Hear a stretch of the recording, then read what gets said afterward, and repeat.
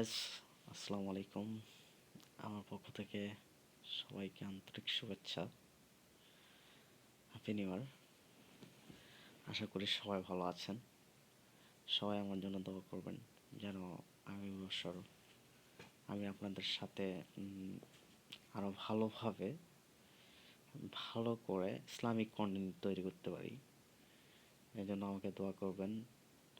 আর আপনাদেরকে সবাইকে শুভেচ্ছা। ৫ ওয়াক্ত নামাজ পড়বেন এই আগামী বছরে ২০২৫ সালে। সবাই